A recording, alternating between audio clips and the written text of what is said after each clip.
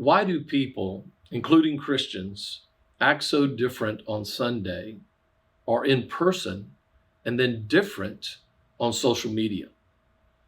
You know, the Bible has a lot to say just about how we are to talk. What is our speech to be like as Christians, whether it's on a Sunday morning at church or even if you're on social media. Sometimes people, including Christians, can be harsh on social media, but yet in public, they put on a different persona. I don't think that's how Jesus would want us to act. I don't think, for me, that's how I want to act on social media. I use social media as a tool for proclaiming the gospel in many different ways, because I want people to know Phil Corson, the social media person, as the same as Phil Corson, the Christian. And so therefore, I want to make sure that my life as well as my speech is coherent every day of the week and in every situation. And sometimes people can find it easier to express themselves on social media, and sometimes they express themselves harshly, or it can really come across as hateful speech. And so we are to be careful as Christians. The Bible says in the book of Psalms, it says, "Let the words of my mouth and the meditations of my heart be pleasing unto you, God." And that's really what I aspire to as just a human being, but especially as a Christian. I want my words to be pleasing to God. I want my thoughts and the meditations of my heart to be pleasing to God. And how can they be pleasing to God if I'm one way in public and then another way and much more harsh when it comes to social media?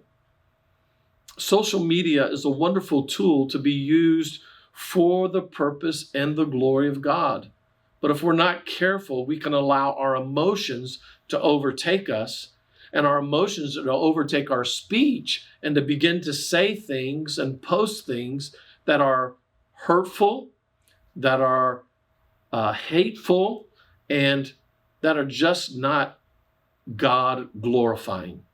And so I want to encourage us all that to use social media for that purpose, to bring speech that edifies, to bring posts that edify, to let the words that you get into or that you write be encouraging and uplifting. Yeah, you're going to always and can post things that could be controversial.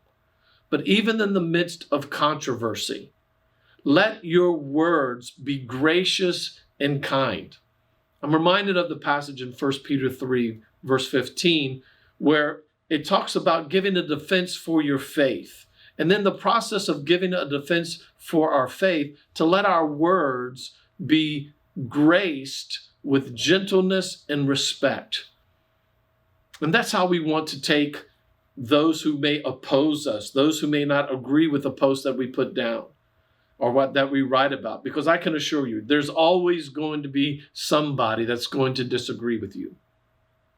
But in the process of having that disagreement and having this argument going back and forth, let's be gracious in our words. Let's be gracious in our response.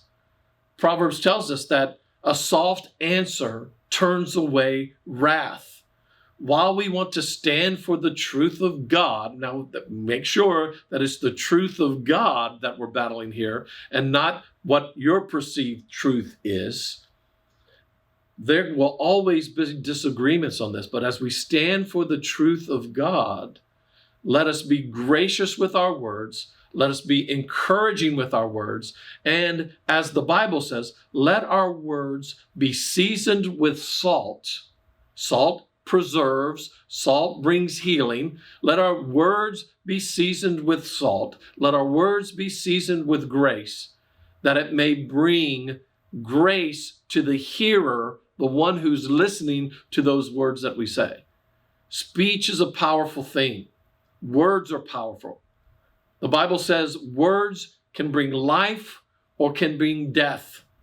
And my encouragement for us, especially Christians, let our words bring life.